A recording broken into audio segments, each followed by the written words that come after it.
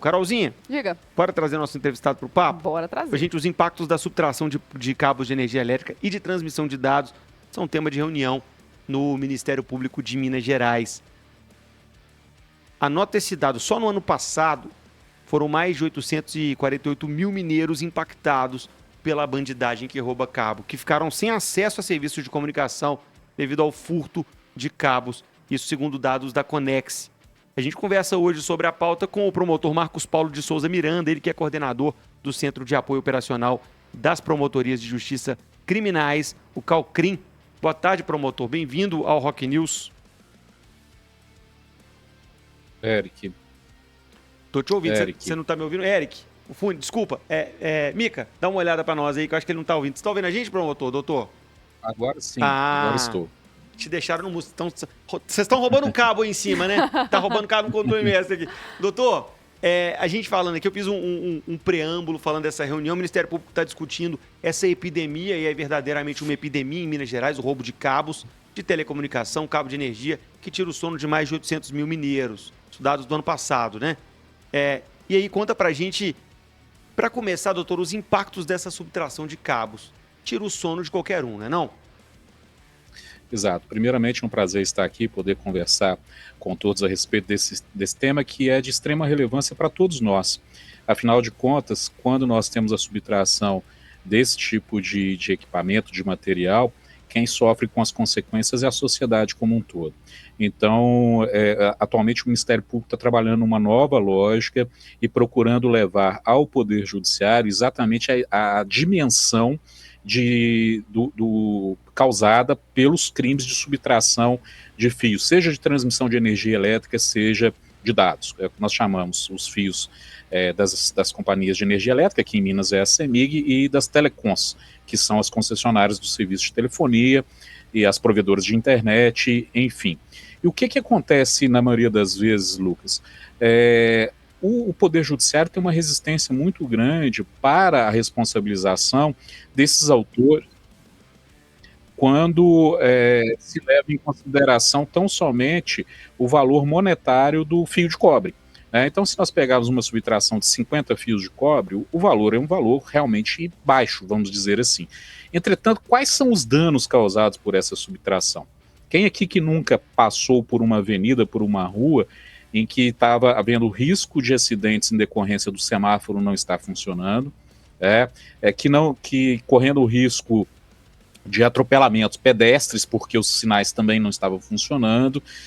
Quem que nunca pegou um engarrafamento pelo fato dos semáforos não estarem funcionando? Então, esses são apenas alguns percalços quando nós temos esse tipo de subtração que vai impactar negativamente a prestação de serviço público. Mas a situação piora muito mais quando nós falamos, por exemplo, dos impactos na área de saúde. Nós temos hospitais em Belo Horizonte que ficaram impossibilitados de realizar cirurgias durante todo um dia, impactando severamente, colocando em risco a vida das pessoas e dos pacientes.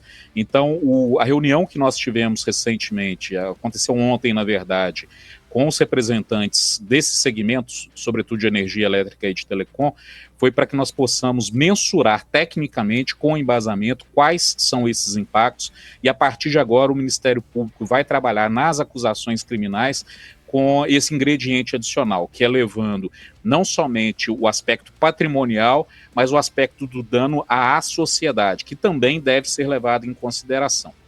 Doutor, prazer falar com a senhora, que é Carol. Já falou um pouquinho aí sobre essa dificuldade, né, de combater esse tipo de crime, até por essa visão que você leva em conta, não, é um dano, né, um valor pequeno ali para quem comete esse tipo de crime.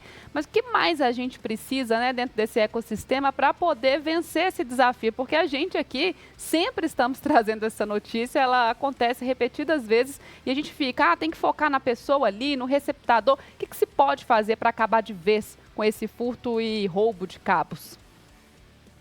Perfeito, Carol. A sua pergunta é muito apropriada. Primeira coisa é a gente deixar registrado que os órgãos estão funcionando, os órgãos estão trabalhando, mas diante da gravidade que atingiu a situação, nós precisamos mudar a nossa forma de agir. Isso é uma percepção absolutamente clara, e o Ministério Público deixa de atuar agora de maneira fragmentada, então nós passamos a ter uma atuação coordenada no estado de Minas Gerais. O que eu posso trazer de novidade, Carol? Primeiro, nós já temos núcleos integrados funcionando em Belo Horizonte, em Contagem, em Juiz de Fora e em Uberlândia.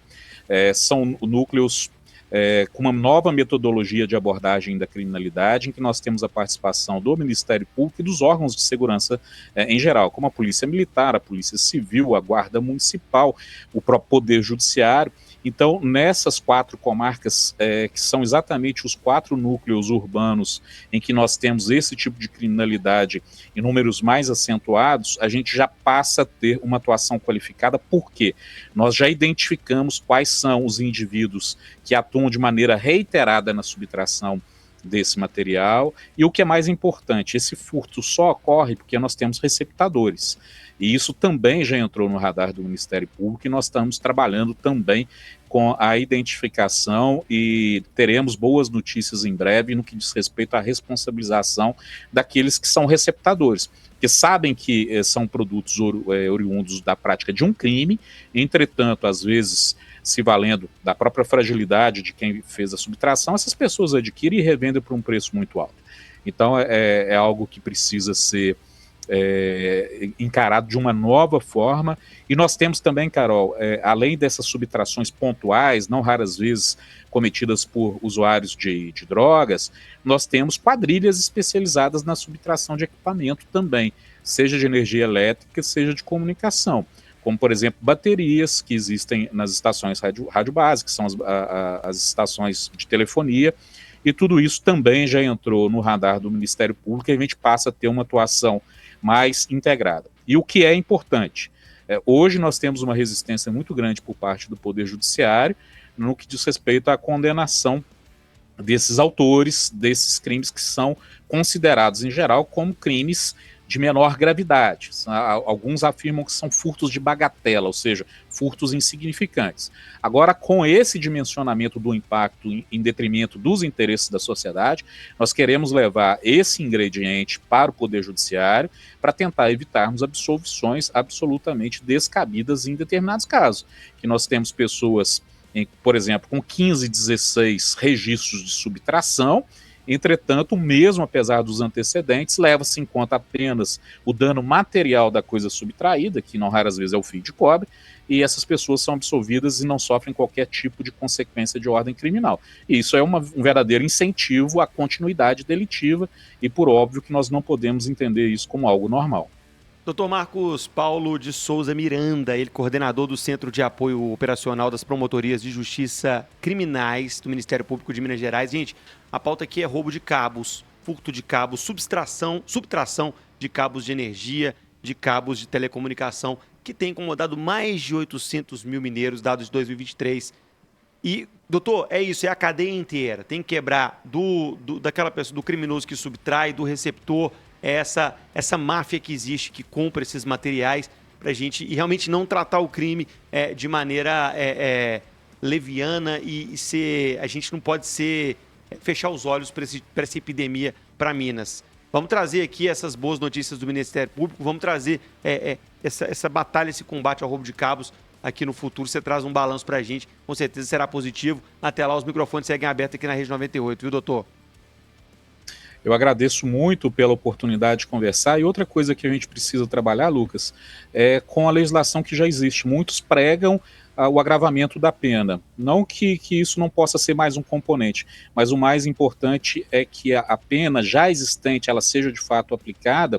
E lembrando que o agravamento por si só não vai resolver o problema, porque o Poder Judiciário poderá, mesmo com a pena agravada, considerar que esse crime é um crime de bagatela. Então nós precisamos trabalhar de uma maneira um pouco mais inteligente, e às vezes não é apenas a mudança da lei que vai repercutir em benefício da sociedade. E mais, para fechar, Aquele que presenciar subtração de cabo, de fios e etc., acione a polícia. É importante porque nós temos uma subnotificação muito grande e o cidadão pode contribuir para que nós tenhamos um combate mais efetivo.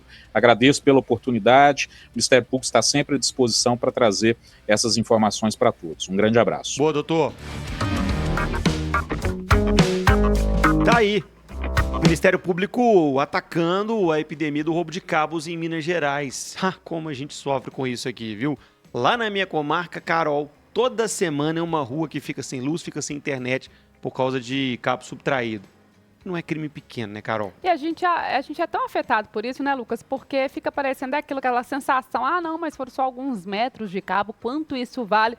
Mas quanto que vale, por exemplo, o que você perde ali, às vezes, sem a energia elétrica, né? Você tem os equipamentos na sua casa funcionando, você tem os itens que estão guardados ali na sua geladeira, no seu freezer, você tem o seu trabalho, às vezes, feito em home office, aí você fica sem internet e não consegue entregar aquele trabalho. Então, assim, realmente a gente tem que entender e julgar isso de acordo com todo aquele resultado, como que isso afeta a população.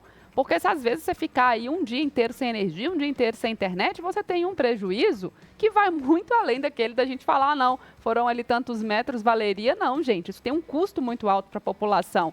E realmente, né, quantas vezes a gente já falou aqui de furto de cabos de forma recorrente. Sim. E aquela sensação que a gente fala muitas vezes do enxugar gelo, né? A pessoa furta o cabo, aí vai lá, é presa, depois volta para a rua, furta de novo, volta para o sistema, devolvida para a rua e fica aquele trabalho e a gente continua lidando com as consequências negativas.